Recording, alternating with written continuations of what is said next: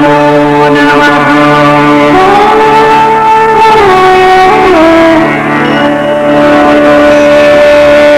गजाननं भूतगणाधिसेवितं कवित्तजम्बूफलसारभक्षणम् उमासुतं शोकविनाशकारणं नमामि विघ्नेश्वरपादपङ्कजम्।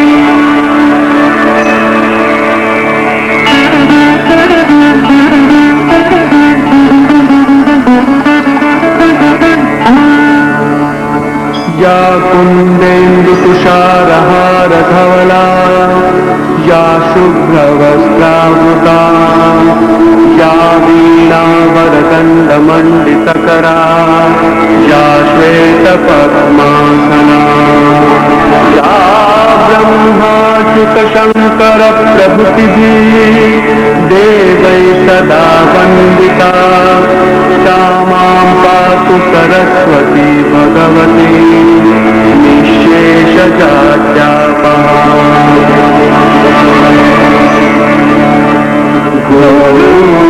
गुरुर्ब्रह्मा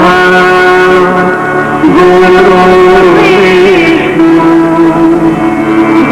गुरुर्देवो महेश्वरः गुरुर्साक्षात् परब्रह्म तस्मै श्री गुरवे नमः।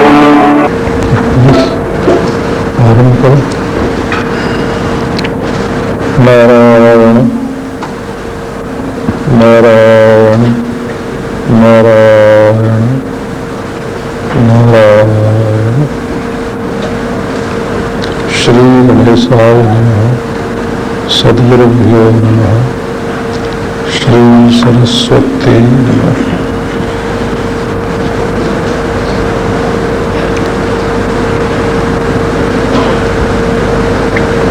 विश्वेशामनुरञ्जनेन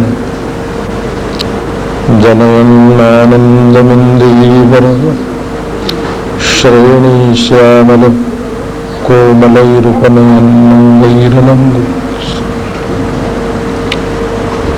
स्वच्छन्दं व्रजसुन्दरीभिरभितः प्रत्यङ्गमालिङ्गितः शृङ्गारः सखि मूर्तिमानिव मधो मुग्धो हरिः क्रीडते।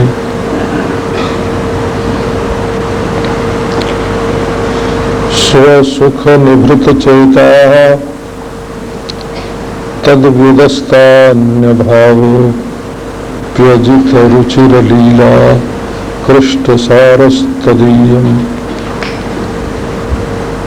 व्यतनुतकृपयाजस्तत्त्वदीपं पुराणम् तमखिलवृजनघ्नं व्याससूनुं नतोऽस्मि। ॐ नमः श्री परमहंसास्वादित चरणकमलचिन्मकरन्दाय भक्तजनमानसनिवासाय श्रीरामचन्द्राय वागीशायस्य वदने लक्ष्मीर्यस्य च वक्षसि यस्यास्ते हृदये संवित् तं संभ्रमं भजे। विश्वसर्गविसर्गादि नवलक्षणलक्षितं श्रीकृष्णाख्यं परं धाम जगद्धाम नमामि तत्।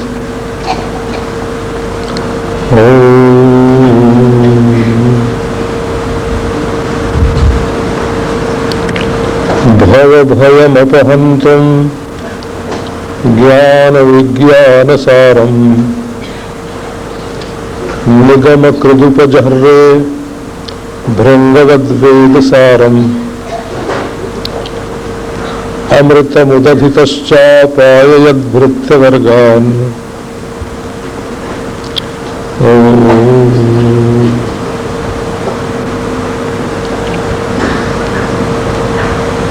11वें स्कंद का नाम मुक्त स्कंद है। ये कल आपको सुनाया था।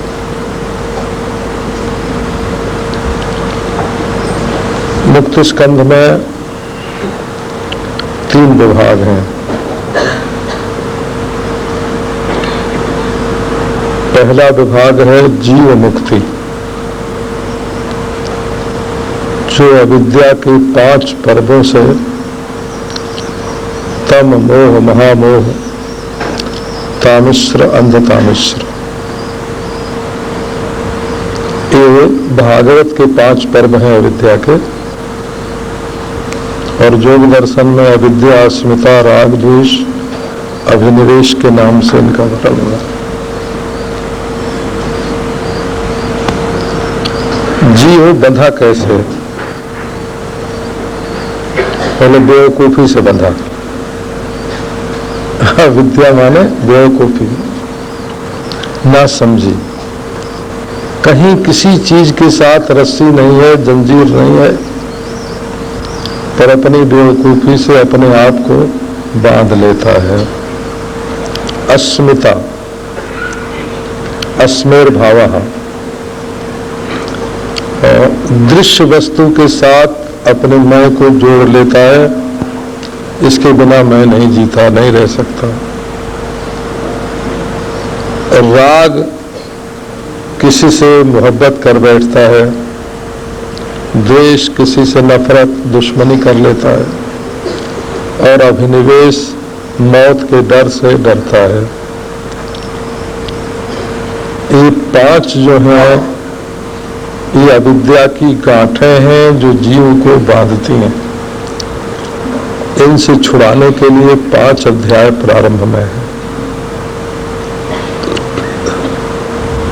वैराग्य है, सत्संग है, भक्ति है, साधन है, ब्रह्म ज्ञान है। और उसके बाद 24 अध्यायों में प्राकृत बंधनों से मुक्ति है। प्रकृति के 24 विभाग होते हैं। उसके बाद 2 अध्यायों में ब्रह्म मुक्ति का वर्णन है। एक अध्याय में नाट्य परित्याग, यदुवंश का जो नाटक है और उसका परित्याग, और एक अध्याय में स्वतः सिद्ध मुक्ति।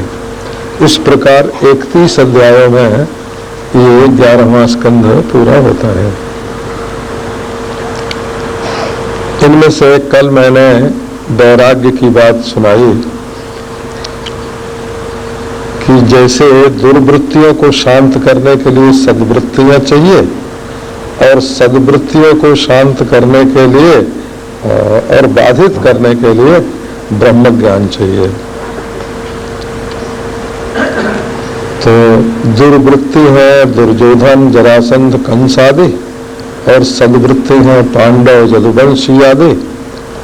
इनके द्वारा नारायण भगवान ने दुर्वृत्तियों को शांत शमन किया, और फिर अपने स्वरूप में स्थित होकर के उन्होंने यदुवंश और पांडव आदि का भी परित्याग कर दिया, और उनके स्वरूप में तो द्वैत है ही नहीं। नारायण, तो इस प्रकार जैसे वैराग्य और अभ्यास के द्वारा निरोध सिद्ध होता है, ऐसे ही वैराग्य और तत्व ज्ञान के द्वारा अपनी स्वतः सिद्ध अद्वितीयता का आवरण भंग होता है। अब दूसरे अध्याय में मुख्य रूप से 3 बात कही गई है। एक तो सत्संग, और दूसरे भगवान की भक्ति, और तीसरे भक्त का लक्षण। इसके लिए उपाख्यान है।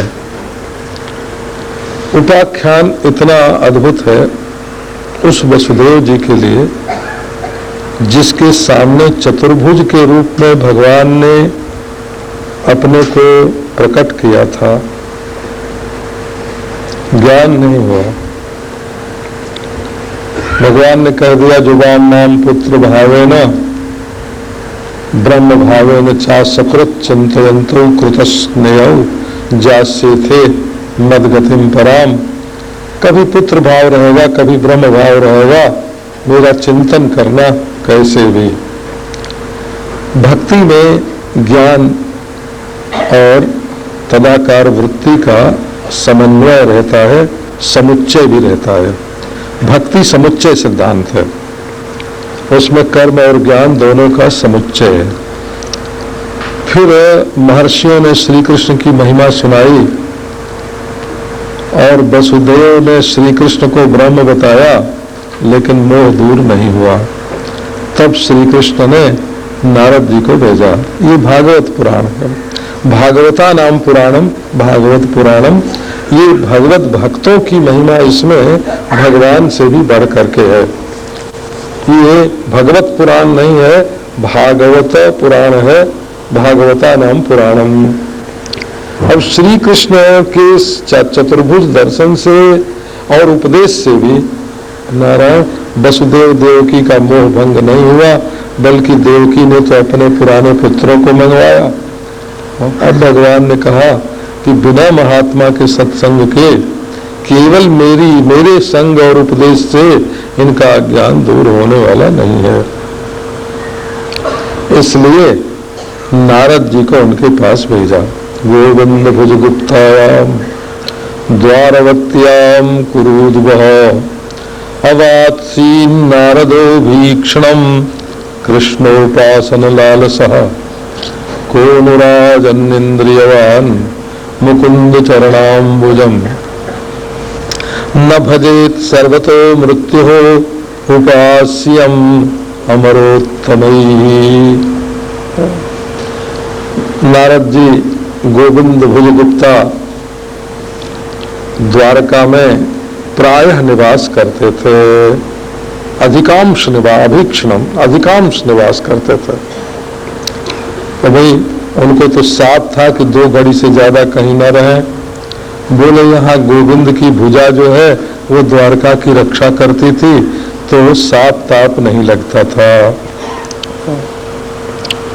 कहा ये क्या बात है कि पहले गोविंद श्री कृष्ण ने अपनी भुजा पर गोवर्धन को उठा करके जैसे ब्रजवासियों की रक्षा की थी, वैसे द्वारका में भी अपने हाथ में चक्र लेकर के रक्षा करते हैं। अथवा गोविंद भुजा क्षत्रिया, गोविंद भुज गुप्तायाम, क्षत्रियों से सुरक्षित। लेकिन वहां साप नहीं लगता, इसका अभिप्राय यह है कि यदि भगवान चाहते तो ऋषियों के साप से जदुवंशियों को बचा सकते थे, जैसे उद्धव जी को बचा लिया। लेकिन भगवान की इच्छा बचाने की नहीं थी। कुरुद्वः, इस संबोधन का अभिप्राय यह है कि कुरुवंश डूब रहा था, तो साक्षात ब्रह्मास्त्र से जिसने तुम्हारी रक्षा कर ली थी, वे क्या जदुवंशियों को नहीं बचा सकते थे, या नारद को साप से नहीं बचा सकते थे। सो नारद जी अभीक्षण का अर्थ है पुनः पुनः क्रिया समभिहारेण प्रस्थापित होके। नारायण बारंबार श्री कृष्ण से कहते हस्तिनापुर जाओ, इंद्रप्रस्थ जाओ, इंद्रलोक में जाओ, ब्रह्मलोक में जाओ। तो जाके मिनटों में नारद जी घूम फिर के फिर वहीं आ जाते थे। अभीक्षणम अबात्सित निवास करते थे। कभी नारद जी को ऐसा मोह क्यों था कि बारंबार द्वारका में आवे? तो श्री सुखदेव जी महाराज ने कहा, कोनुराजन इंद्रियवान मुकुंद चरणाम्बुजम न भजेत। भगवान की भक्ति में अधिकारी कौन है? वर्ण की दृष्टि से, आश्रम की दृष्टि से अधिकार का निरूपण धर्मशास्त्रों में है। ब्राह्मण बृहस्पति 100 करे, राजसूय नहीं, और क्षत्रिय राजसूय करे, बृहस्पति 100 नहीं, और गृहस्थ नारायण और वानप्रस्थ तो यज्ञ कर सकते हैं, परंतु ब्रह्मचारी और सन्यासी नहीं कर सकते। ब्रह्मचारी को तो फिर कुशा की पत्नी बना के रखना पड़ेगा, और सन्यासी को अग्निस्पर्श का अधिकार ही नहीं है। तो ये बात धर्म की है। भक्ति में और ज्ञान में अधिकारी कौन है? ज्ञान में तो विवेक वैराग्य आदि से जो संपन्न हो, सो ज्ञान का अधिकारी होता है। और भक्ति में यत्र इंद्रियवत्वमेव अधिकारित्व, इसमें केवल इंद्रिय होना, आंख हो और प्यारे कृष्ण को निहारे, कान हो और उनकी बंसी सुने, त्वचा से उनको छुए, जीभ से उनको चाटे, नाक से उनको सूंघे, उनको अपनी छाती से लगा सके, आंख से देख सके, वही भक्ति का अधिकारी है। क्योंकि संपूर्ण इंद्रियों को रस दान करके, गोपियों को रसदान करके उन्हें अपनी ओर आकृष्ट करने के लिए भगवान का अवतार हुआ है। स्व शक्ति उत्पादन द्वारा प्रपंच विस्मरणार्थम, प्रपंच की विस्मृति के लिए अपने में आसक्त। तो केवल इंद्रियवान, चाहे पशु हो, पक्षी हो, गाय हो, हरिणी हो, चिड़िया हो, यदि इंद्रिय है तो वो श्री कृष्ण से प्रेम कर सकता है, और जो प्रेम नहीं करता है वो ठगा गया दुनिया में। सो एक दिन नारद जी घूमते फिरते वसुदेव जी के घर में पहुंच गए। अब तो वसुदेव ने बड़ा स्वागत सत्कार किया, षोडशोपचार पूजा की हो, जैसे अपने घर में साक्षात नारायण ही पधार गए हों। शिष्य के रूप में भी गुरु आता है। नारायण, ये तो नारायण के अवतार भी हैं, नारायण के पौत्र भी हैं, नारायण के शिष्य भी हैं। नारद जी साक्षात ब्रह्मवित्तम वसुदेव जी के घर में आए, पाद्य अर्घ्य आदि से पूजा हुई, और नारायण वसुदेव जी ने उनसे प्रश्न किया कि जैसे हमारा कल्याण हो सो आप बताइए। और इसमें उन्होंने सत्संग की महिमा सुनाई। आप तो हमारे ऊपर कृपा करने के लिए हमारे घर में पधारे हैं, आपको कुछ लेना नहीं देना नहीं, क्योंकि हम लोग घर गृहस्थ हैं, आपके पास जा सकते नहीं, तो आप ही कृपा करके पधारे हैं, और केवल करुणा ही हेतु है। रही बात कि देवता लोग हमारा कल्याण कर दें, सो महाराज देवता जो हैं वो तो छाए व कर्म सचिवा, जितना उनको देव भेंट पूजा उसी के हिसाब से भी फल दे देते हैं। जैसे परछाई अपने शरीर के अनुसार होती है, वैसे देवताओं का देना लेना भी अपनी भेंट पूजा के अनुरूप ही होता है। परंतु साधवो दीन वत्सलाह, जिसका कोई नहीं है संसार में, दीन है, हीन है, क्षीण हो गया है, दीन क्षय, जो दीन है, हीन है, क्षीण है, उसके ऊपर वात्सल्य करने वाले, जैसे गाय अपने बछड़े के दोष को चाट लेती है, भोग्य बना लेती है। महाराज बड़े बड़े जो धर्मात्मा हैं, याज्ञिक हैं, सदाचारी हैं, वो संतों के पास न जाएं तो भले अपने अभिमान में रहें, स्वर्ग आदि में चले जाएं, उनका तो उद्धार होगा। लेकिन जिनके पास कोई साधन नहीं है और जो दोष से ग्रस्त हैं, यदि वे साधुओं के पास न जाएं और साधु उनके पास न जाएं तो उनका कल्याण तो हो ही नहीं सकता है। आश्रित जन दोष भोग्यता पादनम वात्सल्यम, अपने आश्रित जन के दोष को भोग्य बना लेना, इसका नाम है वात्सल्य। वत्सम लाति इति वत्सला गौहु तस्या भावः वात्सल्याम। जैसे गाय अपने बछड़े का दोष चाट लेती है, सो आप हमारे घर में पधारे हैं, अब जैसे हमारा मंगल हो, कल्याण हो, सो सुनाइए। नारद जी ने विचार किया कि इनके घर में भगवान श्री कृष्ण स्वयं हैं, रहते हैं, और चतुर्भुज के रूप में प्रकट भी हुए, ऋषियों ने उपदेश भी किया, श्री कृष्ण ने भी कहा कि हम तुम बलराम सारी ये चराचर सृष्टि भगवत रूप ही है। लेकिन फिर भी वसुदेव जी को ज्ञान नहीं हुआ, मोह की निवृत्ति नहीं हुई। तो मेरे उपदेश से इनके मोह की निवृत्ति नहीं होगी, क्योंकि मैं तो इनके पुत्र का प्रेमी हूँ।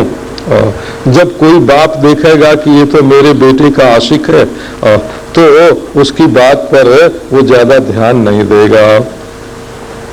तब नारद जी 9 जोगेश्वरों का उपाख्यान प्रारंभ किया।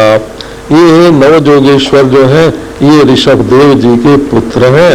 और नारायण नव संख्या का अर्थ ही होता है समत्व। ये हमारे संख्याविदों ने ये निकाला है कि 9 की संख्या को चाहे दुगुना करो, त्रिगुना करो, चौगुना करो, कितना भी उसको बढ़ाओ वो 9 का 9 ही रहता है। 18 में भी 9 है, 27 में भी 9 है, 36 में भी 9 है। जितना भी इसकी गुणा करो 9 का 9 तो सम संख्या है। तो ये जो जोगेश्वर लोग थे वो समदर्शी थे। और नारायण अव्याहत इष्ट गतयः, चाहे जहां उनका मन हो वहां पहुंच सकते थे, क्योंकि वो तो ब्रह्म रूप है। जैसे ब्रह्म सर्वत्र रहता है, जाना नहीं पड़ता। तादात्म्य हो केवल जक्षत क्रीडन दममानः इंद्र राजादि देहेषु तत्तद भोज्यानि भक्षयन। और इंद्र के शरीर से मैं स्वर्ग भोग रहा हूँ, राजा के शरीर से मैं लोक भोग रहा हूँ। जहाँ के तहाँ बैठे महाराज सब लोकों का भोग प्राप्त कर लेते हैं। अव्याहत इष्ट गतया, नारायण जहाँ इष्ट वहाँ पहुँच गए। उनका अनुभव क्या था? तो एते भगवद रूपम विश्वम सदसदात्मकम आत्मनो व्यतिरेकेण पश्यन्तो व्यचरन महिम। ये जो संपूर्ण विश्व है ये भगवद रूप है, भगवान का स्वरूप है। और तच्च भगवद रूपम अब आत्मनः अव्यतिरेकेण पश्यन्तः, ये जो भगवान का स्वरूप है ये आत्मा से भिन्न नहीं है, ये उनका अनुभव। सो एक दिन महाराज क्या हुआ, यहाँ नारद जी ने क्या जोड़ दिया महाराज। एक और तो राजा निमि मनु के पुत्र नारायण जिनको विदेह कहते हैं, वो यज्ञ कर रहे थे, बहुत विशाल यज्ञ। और उसमें ये 9 जोगेश्वर जो हैं पहुंच गए। एक और त्याग वैराग्य की पराकाष्ठा और एक और साम्राज्य ऐश्वर्य की और संपदा की पराकाष्ठा, दोनों को एक जगह मिला दिया।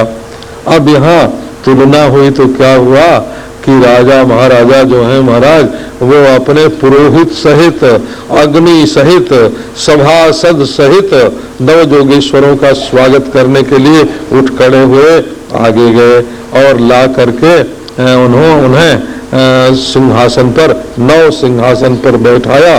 ब्रह्मपुत्रोपमान 9 नारायण सिंहासन पर आसीन होने के बाद जैसे भगवान की पूजा होती है, पाद्य अर्घ्य आचमनीय आदि से उनकी पूजा की।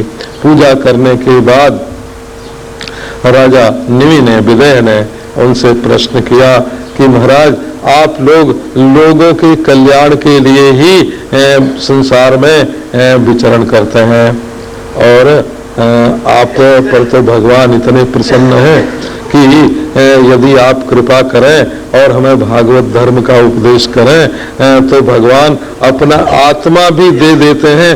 अत आत्यंतिकं क्षेमम पृच्छामो भवतो नघाः, हम आपसे आत्यंतिक माने जिसके बाद कुछ नहीं, निरतिशय निरुत्तर, जिससे बड़ा और कुछ नहीं, जिसके बाद और कुछ नहीं, निर्विशेष नारायण। और जैसे बोलते हैं निरुत्तर माने लाजवाब, जिसका कोई जवाब नहीं, जिसके बाद कुछ नहीं, वो है। क्योंकि उनसे प्रसन्न होकर के भगवान अपने आत्मा का भी दान कर देते हैं। निमि ने कहा कि बात यह है कि मैंने प्रश्न तो कर दिया, लेकिन यदि इस प्रश्न के उत्तर के योग्य मैं हूँ तब तो आप हमको बताइए।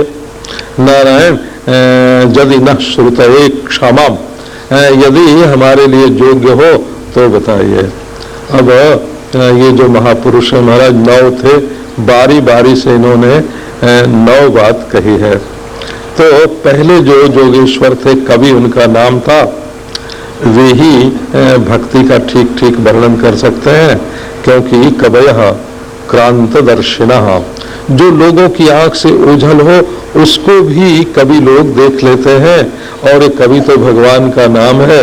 कबीर मनीषी परिभू स्वयंभू, स्वयं कवि है।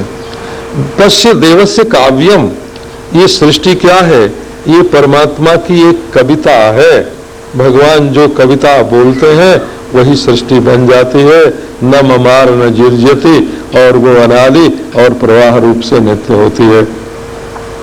अब तो महाराज कवि जी बोले कि देखो राजा, हमने तो ये निश्चय किया है कि भगवान के चरण कमल की जो उपासना है यही अकुतश्चित भय है। मन्ये कुतश्चित भयमच्युतस्य पादाम्बुजोपासनमत्र नित्यम उद्विग्न बुद्धेः असदात्म भावात् सर्वात्मना विश्वात्मना यत्र निवर्तते भी।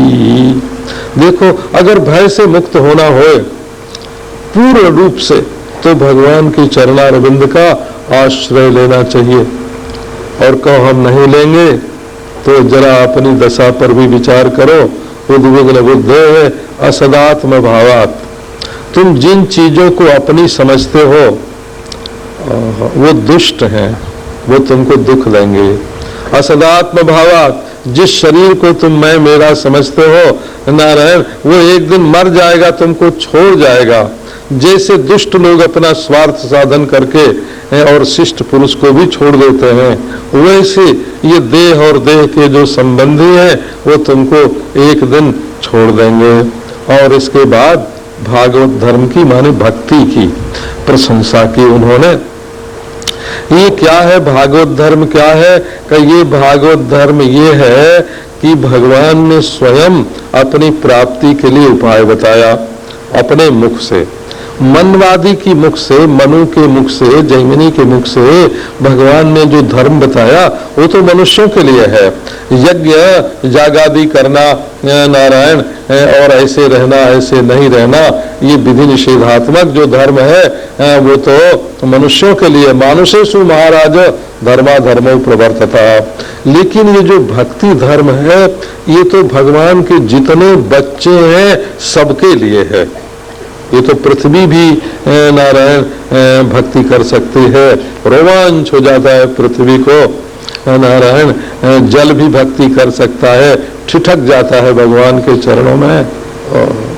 सो नारायण ये तो भगवान का बताया हुआ धर्म है। और उन्होंने कहा मैं ऐसे मिलूंगा। इसमें विशेषता ये है कि किसी प्रकार का विघ्न नहीं आ सकता। और धर्म में कोई त्रुटि हो जाए तो विघ्न आ जाता है। ज्ञान में महाराज कभी अभिमान आ जाए तो त्रुटि हो जाती है। अभिमान जो है वो ज्ञान में बड़ा भारी प्रतिबंध है, और अनधिकार जो है वो धर्म में प्रतिबंध है। योग में जो सिद्धियां आ जाती हैं वो बहुत बड़ा विघ्न है नारायण, परंतु भक्ति सर्वथा निर्विघ्न है। और इसमें ज्ञान अज्ञान की कोई शर्त नहीं है। जान के सेवा करो तो, अनजान के सेवा करो तो। एक पंडित है वो वेद पाठ करके और भगवान की सेवा करता है, और एक भंगी है कि वो मंदिर के बाहर बहने वाला पनाला है कि उसको साफ करके भगवान की सेवा करता है। पर हैं दोनों सेवक नारायण, भगवान की ही सेवा कर रहे हैं और भगवान के दरबार में दोनों भक्त हैं। तो कोई जान बूझ के करे, अनजान में करे, जात कुजात कोई भी करे। अंजः पुंसाम अभिदुषाम विद्धि भागवतान हितान। अच्छा अब ये भक्ति है क्या? कि इसके लिए बताया कि भगवद अर्थम कृतानि सर्वाण्यपि कर्माणि धर्म एवं भागवतो धर्म। नारायण भगवान के उद्देश्य से जो भी काम किया जाए, आगे 11वें स्कंद में बताया है कि एक आदमी को जैसे सांप ने खदेड़ा और वो भाग के मंदिर में गया और भगवान के चरणों में जाके लिपट गया और हार्ट फेल हो गया उसका। कहे वो तो भय से भगा था कि बाले ये देखने की जरूरत नहीं है, गया तो भगवान के चरणों में और उसकी मुक्ति हो गई। भयादे रिव सत्तमा। ये अद्भुत धर्म है। काम से, क्रोध से, लोभ से, भय से, चाहे निमित्त कोई भी हो, पर भगवान के चरणों में पहुंच जाए।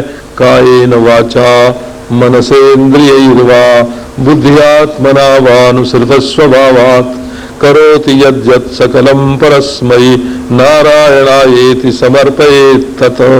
नारायण शरीर से जो भी काम करे कि भाई पहले संकल्प कर ले भगवान के लिए करेंगे, करते समय ही संकल्प कर ले कि भगवान के लिए कर रहे हैं, या काम पूरा हो जाए। ओहो संकल्प्य कुर्यात कृत्वा वा और समर्पित, चाहे संकल्प करके करे और समर्पण करके करे और चाहे करके समर्पण करे, चाहे नारायण दोनों एक साथ ही करे, करे भी और समर्पण भी करे। ऐसा ये धर्म शरीर से, वाणी से, मन से, इंद्रिय से, बुद्धि से, नारायण अहंकार से अथवा आदत से हो। जैसे आदत क्या होती है का अयोध्या जी के कई संत मिले महाराज, तो हर बात में बोलते हैं राम आश्रय से, राम आश्रय से। तो ये जो आदत पड़ गई अनुसृत स्वभावात, जिस काम की आदत पड़ गई है महाराज वो भगवान के लिए हो राम आश्रय से। यहाँ तक कि रास्ते में चलते समय कोई गंदी चीज मिली और बोल दिया राम राम राम राम, तो ये भी भक्ति हो जाती है। सो नारायण भगवान के साथ अपना संबंध जोड़ना चाहिए। ये जो समर्पण है, जो जो करे, जो जो भोगे, जो जो बोले, सबको भगवान को समर्पित करता जाए। ये जो संसार में भय है ये भगवान के सिवाय दूसरी वस्तु देखने के कारण है। अपने मन को भगवान में लगा देना चाहिए। और मन भगवान में कैसे लगता है कि योगाभ्यास से, तो वो योगाभ्यास तो सबके लिए सुगम नहीं है। भाई प्राणायाम करो, प्रत्याहार करो, धारणा ध्यान समाधि लगाओ, ये योगा नहीं हो। जो शरीर को दुबला करने के लिए और रोग मिटाने के लिए और वजन घटाने के लिए और सुंदर बनने के लिए, ये जो योग है इसको योग थोड़ी बोलते हैं। योग तो वो है जो जीव को परमात्मा के साथ जोड़ देता है। तो भाई ये योग तो बड़ा कठिन है, बहुत कठिन है। तो क्या करना चाहिए? तो नव योगेश्वरों में से कवि ने ये बात बताई कि शृण्वन् सुभद्राणि रथांग पाणेर जन्मानि कर्माणि च जानि लोके गीतानि नामानि तदर्थकानि गायन विलज्जो विचरेद संगः। सुनो, क्या सुनो? भगवान के जन्म और भगवान के कर्म कैसे जन्म लेते हैं और क्या क्या कर्म करते हैं, सो उनको सुनो। और सुनाने वाला कहाँ में? शृण्वन् सुभद्राणि रथांग पाणे। अरे महाराज रथांग पाणी, काल चक्र जो है वो उनके हाथ में है। नारायण चाहे जब चाहे जब उसको बदल दें। रथांग पाणी का अर्थ है कि देखो अर्जुन की रक्षा के लिए हाथ में वो रथांग वो चाका उठाया महाराज और दौड़ पड़े। वाह पटपीत की फहरान कर धारी चक्र चरण को धावन नहीं बिसरत वह आन। भीष्म की प्रतिज्ञा पूरी कर दे, अर्जुन की रक्षा कर दे। वो रथांग पाणी जो भगवान है उनके जन्म कर्म को सुनो। बोले भाई उनको सुनाने वाला कहाँ मिलेगा? ना मिले कोई बात नहीं, भगवान के बारे में रसिया सुनो। जान लोके गीता नहीं अवैदिकान्यपि, भले वेद शास्त्र में उनका वर्णन न हो, लोक के कवियों ने ही उनका गान किया हो, उसको सुनो। और ये बात है कि भगवान का नाम लेने में, गुणगान करने में शर्म मत करो। आपस में मिलेंगे तो पूछेंगे कि आज बड़ी कड़ी धूप हो रही है। अरे भाई तो उसको भी मालूम है, तुमको भी मालूम है, काहे को अपनी जबान बेकार गंवाते हो? आज मौसम बहुत ठंडा है। अरे तो दोनों को ही ठंडा लगता है ना रहे। अरे ऐसे बोलो ना, देखो भगवान की लीला, कभी गर्मी कभी सर्दी, भगवान की लीला जोड़ दो ना उसके साथ, देखो बात वही की वही और नारायण आनंदमय हो जाते हैं। सो ऐसे महाराज निर्लज बिना शर्म के भगवान की चर्चा करनी चाहिए। और किसी से आसक्ति नहीं करनी चाहिए कि नहीं ये ऐसा ही होए, काज वर्षा न होए, काज गर्मी न पड़े, ये जिए और ये मरे। जो भगवान की ओर से आवे सदैव जदैव कुरुते तदैव मंगलाय। भगवान जो कुछ करते हैं उसमें मंगल ही मंगल, मंगल ही मंगल है महाराज। एक राजा देख रहा था तलवार, अंगूठा कट गया। और मंत्री को महाराज ऐसी बुरी आदत थी कि वो बोलता भगवान जो करता है मंगल, बड़ा अच्छा बड़ा अच्छा। राजा को आया, गुस्सा डाल दिया जेल में मंत्री जी को। और जब अच्छा हो गया और कहीं बाहर गया तो डाकुओं ने पकड़ा बलिदान करने के लिए। अब जब देवी के सामने लाया गया तो पुरोहित ने बताया कि इसके तो अंगूठे ही नहीं है, इसका बलिदान नहीं हो सकता, बच गया। अब पुरारी भगवान ने बड़ा अच्छा किया, जो हमारा अंगूठा कट गया, गला बच गया। मंत्री के पास गया, अरे भाई जेल में डाला तुमको, इसको भी तुमने यही कहा कि अच्छा किया, सुनिए क्या अच्छा। कि महाराज मैं आपके साथ होता तो आप तो अंगूठा कटने से बच जाते, हमारा गला कट जाता, हमको जेल में डाल के बहुत अच्छा किया। तो सदैव जदैव कुरुते तदैव मंगलाय। भगवान जो करते हैं उसी में मंगल है महाराज। किसी में आसक्ति नहीं रखना चाहिए कि ऐसे हो ऐसे न हो, ऐसे रहे ऐसे न हो। धीरे धीरे महाराज भक्ति से वैराग्य आता है और वैराग्य से आत्मज्ञान हो जाता है। और तब ये जो भक्त है वो माया से परे हो जाता है, परा शांति को प्राप्त हो जाता है। इसके बाद नारायण निमि ने पूछा कि भक्त की पहचान क्या है। तो अथ भागवतम ब्रूत, भक्त की पहचान क्या है। अब वहाँ दूसरे जो योगेश्वर थे हरि, और उन्होंने बताया कि सर्वभूतेषु जः पश्येद भगवत भावमात्मनः भूतानि भगवत्यात्मन्येष भागवतोत्तमः। सबसे श्रेष्ठ भक्त वो है जिसको सब में भगवान, भगवान में सब, और आत्मा भगवान, भगवान आत्मा। सर्वभूतेषु जः पश्येद भगवद भावमात्मनः जहाँ आत्मनः भगवतो भावम सर्वभूतेषु पश्येद। सर्वभूतेषु जः पश्येद भगवद भावमात्मनः भूतानि भगवत्यात्मनि आत्मनि भगवती सर्वभूतानि। और आत्मस्वरूप भगवान में सब भूत। जिसको यही लगता है भगवान भगवान भगवान, और देखो कैसे बेहोश पड़े हैं महाराज धरती बन करके, और कैसे बह रहे हैं पानी बन के, नारायण कैसे चमक रहे हैं सूरज बन के। ये सब भगवान के ही रूप है महाराज। और कैसी हवा बन के हमारे प्राण दे रहे हैं, सांस दे रहे हैं, कैसे आकाश बन करके व्यापक है। ये प्रभु की लीला, जिसको सर्वत्र प्रभु ही प्रभु दिखते हैं, और वे प्रभु अपने आत्मा से अतिरिक्त नहीं है, अपने आत्मा से अलग नहीं है। वो श्रेष्ठ भागवत है, भक्त है।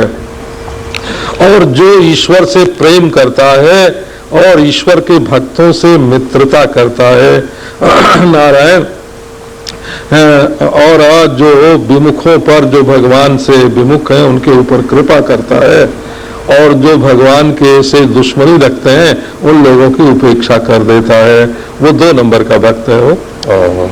श्री जीव गोस्वामी जी महाराज ने कहा कि यही गुरु और शिष्य का संबंध यही बना सकता है जो पहला है, जिसको सब में भगवान, भगवान में सब, सब भगवान, भगवान आत्मा, आत्मा भगवान, भगवान आत्मा। ऐसा जिसका अनुभव है उसमें तो कोई अज्ञानी है कि कोई विमुख है कि कोई भगवान से अतिरिक्त है, ये अनुभव हो ही नहीं सकता। ये 2 नंबर वाला जो है नारायण, ये लोगों को मंत्रादि दीक्षा दे करके आचार्यत्व करता है नारायण। और तीसरा वो है जो भगवान की एक मूर्ति बना करके उसकी पूजा में लगा रहता है। इसके बाद महाराज ये बताया कि जिसको ये संपूर्ण विश्व सृष्टि भगवान की माया दिखती है, और ये संसार में कोई चीज रहे कि नहीं, जन्म कर्म आदि की जो श्रेष्ठता है, इससे जिसको अभिमान नहीं होता है, जो भगवान के चरणारविंद के ध्यान में ऐसा मगन रहता है कि त्रिभुवन का ऐश्वर्य भी उसको अच्छा नहीं लगता है, जो भगवान के चरणारविंद की नखत छटा को नारायण अपने मन में सदा देखता रहता है, जिसने प्रेम की रस्सी से भगवान के चरणारविंद को बांध लिया और नारायण भगवान के नाम जिसके मुख से निकलते हैं उसका नाम भक्त है। नारायण अब जिसको ये सारी विश्व सृष्टि भगवान की माया दिखती है, एक तो वो जिसको सब भगवान दिखते हैं और एक वो जिसको सब भगवान की माया दिखती है, वो भी भक्त ही है। तो बोले कि माया क्या है? कि माया वो है वो जो चीज न हो उसको बना दे और जो हो उसको छिपा दे, उसका नाम होता है माया। ऋतेर्थम यत् प्रतीयेत न प्रतीयेत चात्मनि तद विद्यादात्मनो मायाम यथा भासो यथा तमः सैषा भगवतो माया।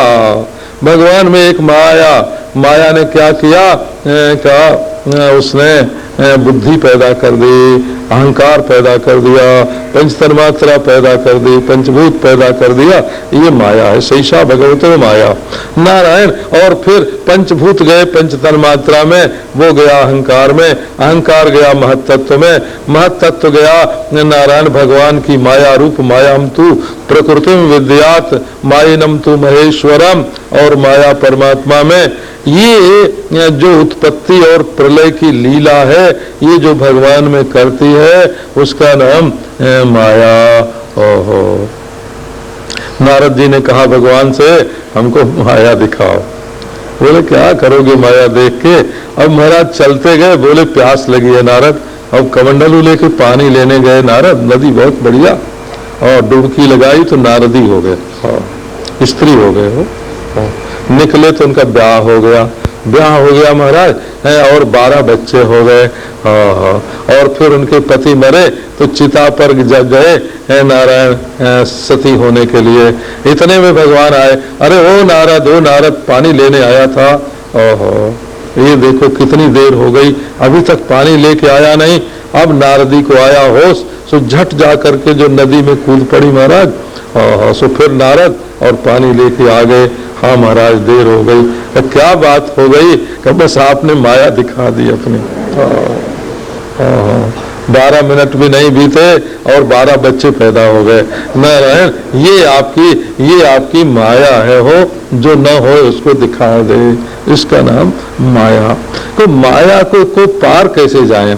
तो भाई माया को पार जाने के लिए सदगुरु की शरण लेनी पड़ती है। सबसे पहली ये शर्त है नारायण कि जो श्रोत्रिय ब्रह्मनिष्ठ, श्रुति का ज्ञाता हो और ब्रह्म में जिसकी निष्ठा हो, और उपशमायन हो माने शांत हो, कोई सभा संस्था बनाए करके प्रवृत्ति में न पड़ा हो, नारायण निवृत्ति परायण हो, उपशमायनम। ऐसा जो होगा वो ब्रह्म का उपदेश करेगा, और नहीं तो उसको तो विक्षेप ही रहेगा। आज बनाई कल टूटी, कल किसी ने विद्रोह किया, नारायण, और विक्षेप ही में मगन रहेगा। स्वकीय उपशमायनम, शांत जो निवास करता है और वहां सीखे कि भागवत धर्म क्या, तत्र भागवतान धर्मान शिक्षेद गुरुवात्म दैवता। गुरु को ही अपनी आत्मा समझे, जितना अपने आप से प्रेम होता है उतना गुरु से प्रेम करे, और जैसी ईश्वर में भक्ति होती है ऐसी भक्ति करे। अभिमान पूर्वक ने गुरु जी को बुला लिया, महाराज पधारो हमारे घर पे और आओ और वेदांत सुनाओ और ट्यूशन करो महाराज। ट्यूटर से ब्रह्म ज्ञान नहीं होता हो। ब्रह्म ज्ञान के लिए तो श्रद्धा चाहिए, और वहाँ कैसे बैठना, कैसे चलना, कैसे बोलना, कैसे खाना, कैसे पीना, और कैसे आसन लगाना, कैसे समाधि लगाना, और कैसे परमात्मा का चिंतन करना, एक एक बात सदगुरु से सीखनी चाहिए, तब माया से पार जाते हैं। उसके बाद महाराज पूछा निमि ने कि ये महाराज माया से संतरण के लिए ब्रह्म ज्ञान चाहिए, वो ब्रह्म क्या है नारायण है। अब उन्होंने बताया कि देखो ब्रह्म कहीं दूसरी जगह तो जागर सुषुप्तिषु सद बहिश्च, ये हमारे जागते समय ब्रह्म है आत्मा के रूप में, और जब जागृत अवस्था नहीं रहती स्वप्न आता है कि उस समय ब्रह्म ही है, और जब सो जाते हैं कुछ नहीं दिखता तो भी ब्रह्म ही है। और उसी से जगत की स्थिति और उत्पत्ति और प्रलय ये तीनों होते हैं। परोक्ष रूप से वो सृष्टि स्थिति प्रलय का कारण है, और अपरोक्ष रूप से जागृत स्वप्न सुसुप्ति में साक्षी है नारायण। और न तो सृष्टि स्थिति प्रलय है, न तो जागृत स्वप्न सुसुप्ति है। आत्म चैतन्य जो है वो तो एक ही है, ब्रह्म चैतन्य ही है। क्योंकि जो वस्तु है उसमें अवच्छिन्न और अनवच्छिन्न का कोई भेद नहीं होता। अवच्छेदक तो उपाधि होती है, काटने अलग अलग दिखाने वाली तो उपाधि होती है, उसमें तो नारायण न वो अवच्छिन्न है और न तो निरवच्छिन्न, वो तो उपाधि के कारण ही उपाधि रहित और उपाधि सहित, उपाधि रहित उपाधि सहित इस कारण भेद करते हैं, उसमें तो कोई भेद नहीं है। इस प्रकार महाराज पर ब्रह्म परमात्मा का वर्णन की आत्मा जजान नात्मा जजान न मरिष्यति नैधते सौ, इसमें जन्म मृत्यु आदि कुछ भी नहीं है, और नारायण कभी इसका लोप नहीं होता है, साक्षात अपने रूप में ही है। पर जब जनाब हो चरणैषणयोरुभक्त्या चेतो मलानि विधमेद गुण कर्म जानी तस्मिन् विशुद्ध उपलभ्यतयात्म तत्वं साक्षात जथा मलदृशो सवितृ प्रकाश। जैसे आंख में अंजन लगाओ तो दिखने लगता है कि सूरज की रोशनी हो रही है। सूरज की रोशनी तो पहले भी थी पर दिखती नहीं थी, अंजन लगाने से दिखने लग गई, तो अंजन ने दृष्टि दोष को दूर किया, सूरज को बनाया नहीं। इसी प्रकार भक्ति जो है वंजन के समान है, अंतःकरण के दोष को जब दूर कर देती है तब आत्म तत्व का साक्षात्कार होने लगता है। नारायण फिर कर्म के संबंध में उन्होंने प्रश्न किया, बोले कर्म अकर्म विकर्म ये तीनों जो है जोगेश्वर ने बताया ये लौकिक हैं, वास्तविक नहीं है, और इनके रहस्य को समझना बड़ा कठिन है। इसलिए महात्मा लोग जो है माने जो चीज होए उसको तो ज्यों की त्यों समझ लो, ठीक है तो आत्मा है, अपना आपा है। और जो चीज न होए महाराज और उसमें संगति बैठानी पड़े तो फिर उसके अनेक टुकड़े करने पड़ेंगे, ये कर्म है, ये अकर्म है, ये विकर्म है, इसके करने से पाप कर्म अकर्म विकर्मेति नारायण, इसको समझना बड़ा कठिन है। ये तो बड़े बड़े वेदज्ञ भी इसके संबंध में मोहित हो जाते हैं। सो नारायण इसको वेद शास्त्र के द्वारा समझना चाहिए, और जिस अभिप्राय से उनको करना होता है उनको करना चाहिए। लोग समझ नहीं पाते हैं कि कहाँ किस अभिप्राय से क्या विधान किया हुआ है, और ये काम करने के लिए क्यों कहा गया। असल में वस्तु में दोष गुण नहीं है, न क्रिया में दोष गुण है। अनुशासन भंग करके जो चलता है वो वासनानुसारी है, और जो अनुशासन का पालन करता है उसके इंद्रिय और मन बस में रहते हैं। और कर्म का निरूपण किया महाराज। और उसके बाद कर्म के बाद ये कर्म के द्वारा कैसे संसार को पार करें इसके लिए अवतारों का वर्णन किया। कैसे भगवान अनेक अवतार ग्रहण करते हैं, नर नारायण भी भगवान का अवतार है, उसमें बताया। सो उनकी तपस्या को देख करके इंद्र ने अप्सराएं भेज दी, कामदेव भेज दिया, बसंत भेज दिया, पर उनके ऊपर जब कोई असर नहीं पड़ा और वे सब भय से कांपने लगे, तब उन्होंने कहा नहीं नहीं आप लोग डरिए मत, हमारे आश्रम में रहिए। ये महाराज बच्चे कच्चे लोगों के लिए नहीं है, नर नारायण की बात